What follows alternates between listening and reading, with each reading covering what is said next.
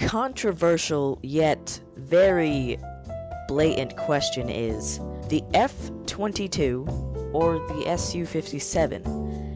Which one would win in a fight? You would think that it's the F-22.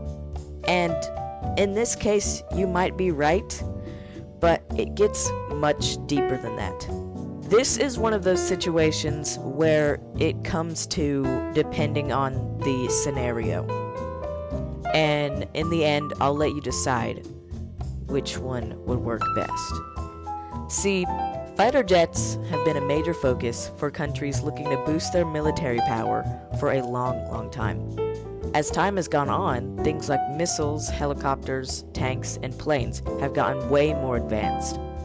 In the US, people have been especially impressed by how much money and effort the government has put into fighter jets. These jets aren't just cool to watch, they're a big part of keeping the US military ahead of the game. One of the biggest projects has been the F-22 Raptor, a 5th-gen stealth fighter made by Lockheed Martin for the US Air Force. The F-22 is seriously fast. It can go over Mach 2, which is more than twice the speed of sound. It's built for air superiority, meaning it's meant to take control of the skies in a conflict. It can hit both enemy planes and ground targets with high-precision weapons.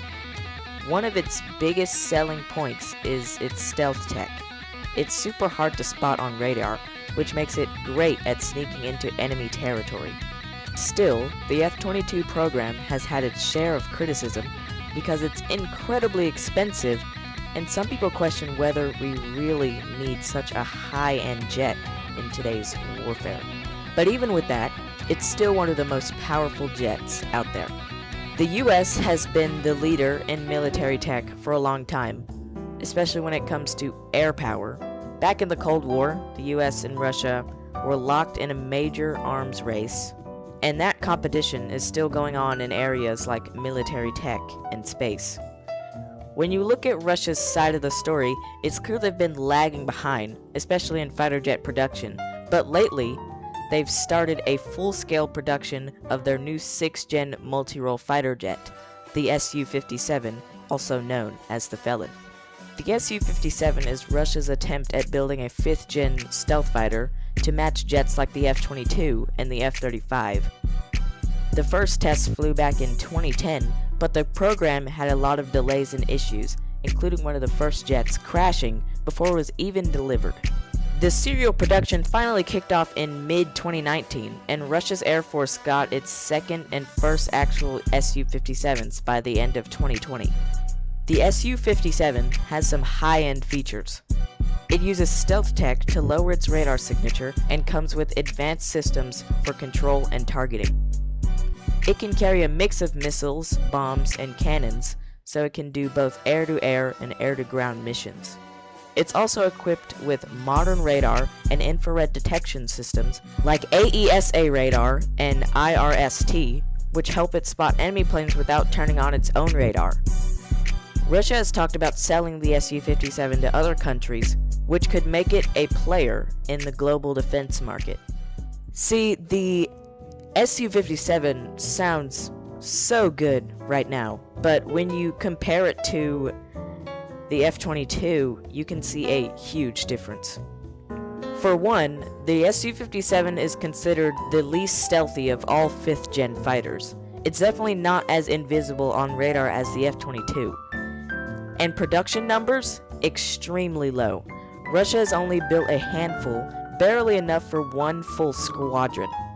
So while the Su-57 has some solid features, it's still playing catch-up in the stealth and numbers game. The F-22 Raptor and Su-57 take very different paths when it comes to stealth fighter tech, and the F-22 holds a clear lead. This jet has one of the smallest radar signatures of any jet in service, making it really hard to spot on radar. That means it can sneak into tough airspace without getting noticed.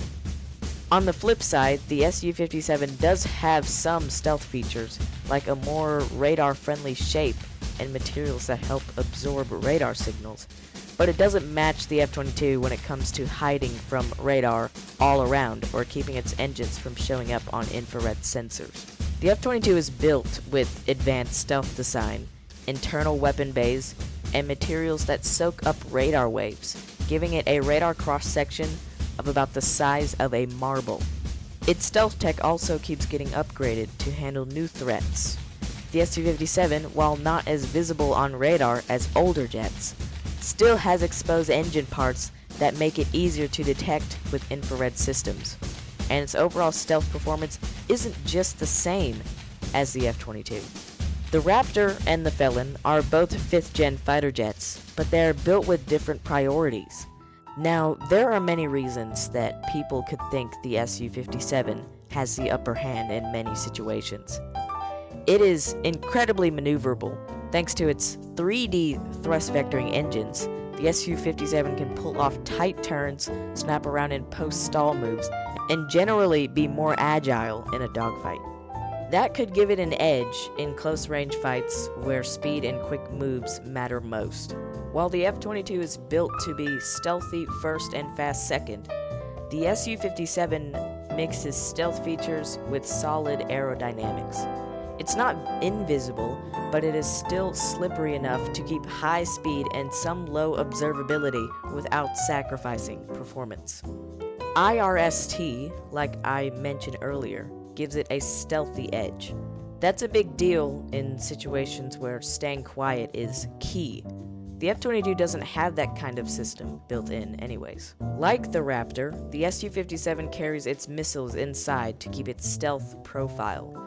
But some say the Felon's layout allows for faster missile deployment, which could help in fast-paced combat. The Su-57 has a 30mm cannon that in some way hits harder than the F-22's 20mm M61 Vulcan.